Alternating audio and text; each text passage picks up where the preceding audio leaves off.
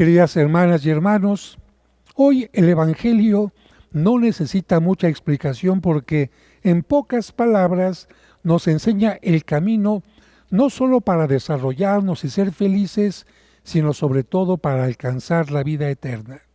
Pero podemos hacer algunas reflexiones sobre los textos que hemos escuchado. Fíjense, una persona se acercó a un médico y le preguntó: ¿qué debo hacer para vivir muchos años con salud y evitar las enfermedades? El médico le respondió: cuídese, siga los protocolos de higiene, aliméntese sanamente y haga ejercicio.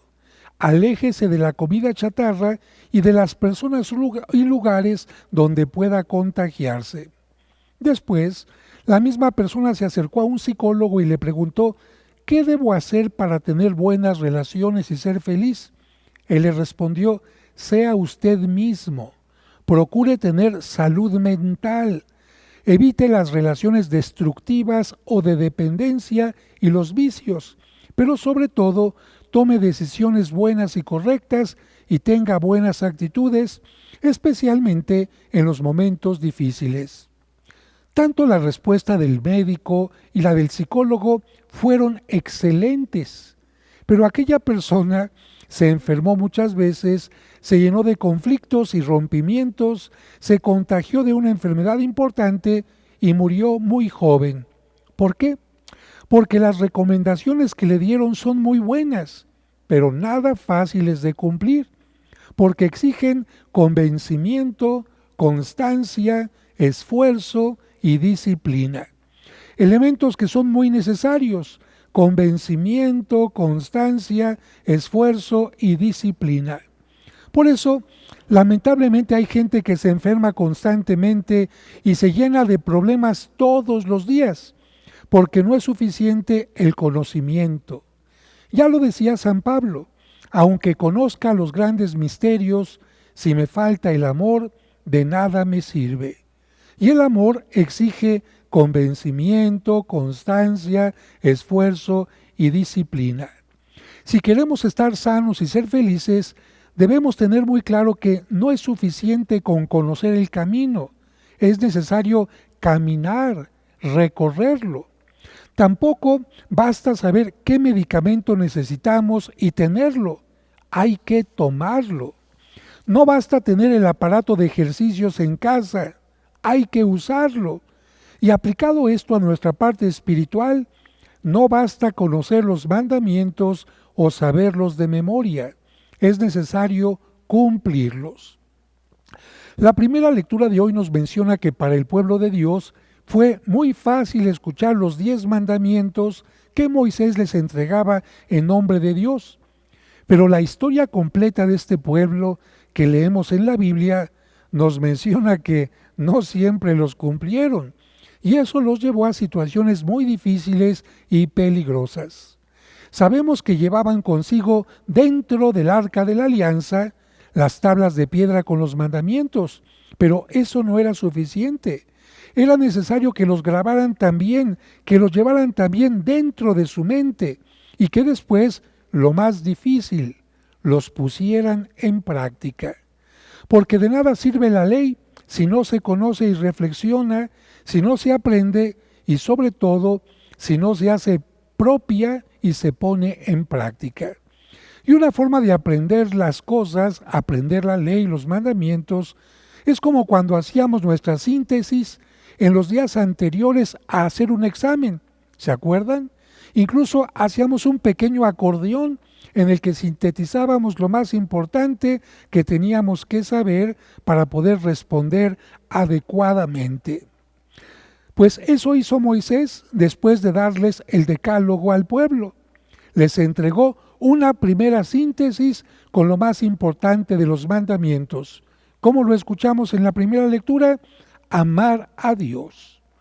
Pero esa síntesis estaba, diría yo, incompleta, porque si bien amar a Dios es lo más importante, ese mandamiento estaba incompleto porque no incluía al prójimo.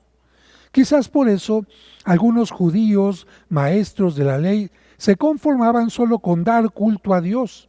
Su religión se limitaba a acudir al templo, cumplir con las ofrendas, oraciones y sacrificios, pero eran groseros, egoístas e injustos con su prójimo. Por esta razón, en tiempo de Cristo, cuando un maestro de la ley se acercó a Cristo para preguntarle sobre el mandamiento más importante, lo estaba poniendo a prueba para ver si sabía el Shema Israel. Pero Jesús, aprovechando la pregunta, le enseñó que el mandamiento debe incluir también el amor al prójimo y también el amor a uno mismo. De esta manera, la enseñanza completa nos dice que no es correcto amar a Dios si no amamos al prójimo. Que no es correcto amar a Dios y al prójimo si no nos amamos a nosotros mismos. Y que no es correcto amarnos a nosotros y al prójimo si no amamos a Dios. Por eso en mis cursos constantemente yo insisto en la autoestima. Porque si una persona no se ama a sí misma, no se respeta a sí misma, no encuentra lo maravilloso que es y todas las bendiciones que hay en ella, no podrá amar a Dios de quien todo procede. Pero también insisto en que de nada sirve tener buena autoestima y autorrespeto si no se valora, respeta y ama al prójimo. E insisto en que cuando una persona se ama y ama al prójimo, tiene miles de razones para amar a Dios, porque Él es la fuente de nuestra vida, de la de nuestros seres queridos y de la de todas las bendiciones. El mandamiento del amor siempre construye. En cambio, el pecado siempre destruye a la persona, a la pareja, a la familia, a la sociedad, a la naturaleza. Por eso, el amor siempre nos lleva a crecer y en cambio el pecado nos lleva a decrecer. El amor nos lleva siempre a la lucha contra el pecado. Por eso cuando Dios sacó al pueblo de la esclavitud de Egipto, le hizo entender que de nada serviría ya no ser esclavos del faraón si seguían siendo esclavos de sus pasiones, caprichos, irresponsabilidades, malas decisiones y cosas semejantes. Por eso en el monte Sinaí, para que aprendieran a dominar su vida, a elegir lo bueno y lo correcto, les entregó la ley, los 10 mandamientos, para que no se dejaran llevar por la ley del pecado que destruye, sino por la ley de la virtud, y así pudieran llegar a la tierra prometida. Y eso mismo hizo Cristo como nuevo Moisés, como el médico y el psicólogo que desean que tengamos no solo una larga y sana vida corporal, sino también una vida compartida en comunidad, además de una vida eterna. Si Moisés ayudó al pueblo a llegar a la tierra prometida, Jesús nos ayuda a llegar también a la presencia de Dios. Pero el ser humano es tan olvidadizo, se nos olvidan tantas cosas, caemos en la tentación de dejar de luchar, que a veces es necesario utilizar algo que nos recuerde nuestros ideales y metas, como esas amas de casa que tienen pegado ahí en el refrigerador con imanes, ir por la niña a tal hora, comprar esto, pedir el gas. Se nos olvidan tantas cosas que necesitamos estos imanes en el refri que nos los recuerden. Algo así también como la alianza o anillo de bodas, que ayuda a recordar a los esposos su compromiso ante la pareja y ante Dios. Un objeto pequeño puede ser de gran ayuda para recordar lo importante. Y a propósito de esto les comento que siempre que viajo con un nuevo grupo de peregrinos a Tierra Santa, a Israel, los viajeros se quedan admirados y curiosos porque en el marco de la puerta de todas las habitaciones de los hoteles, en todas las casas judías y en muchas tiendas se puede ver pegada una especie de maderita o tubo como este. Le voy a pedir a Víctor que ponga una imagen para que vean de qué estoy hablando. En el interior de esto se puede ver un pedacito de papel con letras escritas en hebreo. Y lo más curioso es que todos los judíos tocan ese pequeño objeto con su mano cada vez que salen o entran de esa casa o habitación. Más aún, Yo tengo colocado uno en el cuarto de mi casa y otro en mi oficina. ¿De qué se trata? ¿Cómo se le llama a este objeto? ¿Cuál es su sentido? Se le llama generalmente mezuzá, en hebreo, mezuzá. En su interior tiene escrito el fragmento de la Biblia que escuchamos hoy en la primera lectura, que los judíos le llaman Shema Israel. En hebreo, Shema significa escucha. Por lo tanto, Shema Israel significa escucha Israel. Shema Israel son las primeras palabras y el nombre de una de las principales plegarias de la religión judía en la que se manifiesta su credo en un solo Dios. Los creyentes la recitan 2 veces por día, en la madrugada y al atardecer. Esta oración tiene 4 partes. El Shema en sí, en hebreo, Shema Israel Adonai Eloheinu Adonai Echad, que significa, oye Israel, el Señor es nuestro Dios, el Señor es uno. La segunda parte dice en hebreo, Behabtá, y significa amarás. Y también esta oración recuerda que los padres tienen que repetir constantemente a sus hijos, debes amar a Dios con todo tu corazón, con toda tu alma y con toda tu fuerza, y repetir esta oración por lo menos 2 veces al día.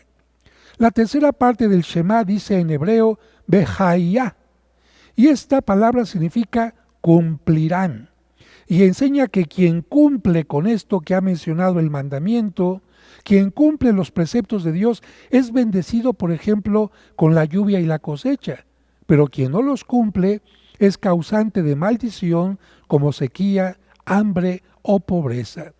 Finalmente, la cuarta parte del Shema Israel dice en hebreo, Vayomer Adonai, que significa y el Señor ordenó.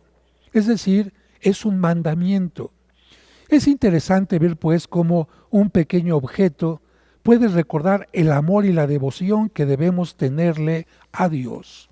Una pequeña mezuzá en su casa, cuando entran y cuando salen, les hace recordar, soy alguien que cree en Dios, soy alguien que sabe que Dios está conmigo, soy alguien que debe recordar los mandamientos para caminar creciendo y no decreciendo. Haciendo una comparación con la mezuzá y algo nuestro, pues ese sería el mismo sentido que tendría la palma del Domingo de Ramos que ponemos en nuestra casa o la cruz que ponemos en nuestra puerta. Recordarnos nuestro compromiso de cristianos, de amar a Dios y al prójimo y de recordarlo a los hijos. Lástima que muchas veces utilizamos las palmas del Domingo de Ramos, hasta la gente dice, para que no se metan los rateros. O utilizamos las cruces solo como adorno o amuleto. A veces las tenemos en casa y ni siquiera volteamos a verlas para recordar nuestro compromiso. Hoy tendríamos que decirle a Dios, te bendecimos Padre, porque nos amas y quieres lo mejor para nosotros. Por eso nos enseñas, nos das tus mandamientos que Jesús nos resumió en un acordeón, en uno solo, centrado en el amor a ti, al prójimo y a nosotros mismos. Gracias, Padre, porque tu Espíritu nos permite amarte como hijos y abrirnos al hermano, completando así el círculo del amor en Cristo. Te reconocemos, Señor, como nuestro único y verdadero Dios, a quien debemos amar y servir con todo el ser, con toda el alma y con todo el corazón. Fíjense que a propósito de esto, por eso los judíos cuando hacen oración se la pasan moviendo. ¿Para qué? Para decirle a Dios, te estamos alabando con la boca, con el pensamiento, con el corazón y con todo nuestro ser. Gracias, Padre, porque tu Espíritu nos permite amarte como hijos y abrirnos al hermano. Gracias porque hacemos este círculo del amor en Cristo. Eres nuestro único y verdadero Dios a quien debemos amar y servir con todo el ser, alma y corazón. Ayúdanos, Señor, a abandonar los ídolos de nuestro egoísmo, para centrarnos en el mandamiento principal y primero, porque amarte a ti y al prójimo es cumplir tu ley enteramente. Amén. Y ya que este mandamiento incluye amar a Dios, al prójimo y a uno mismo, cada uno de nosotros podríamos pensar en esto. ¿En dónde está mi mayor falla? Quizás estoy amando mucho a Dios y olvido a mi prójimo. Quizás estoy amando mucho a Dios y a mi prójimo, pero no me estoy amando a mí, no tengo autoestima. O quizás me estoy amando mucho a mí y no estoy amando a mi prójimo. Hagamos que esto sea algo totalmente equilibrado. Y digamos como los judíos, Shema, Shema, Shema. Recuerda que no se te olvide lo más importante. Vienes de Dios, a Él vas, Él es el sentido de toda tu vida.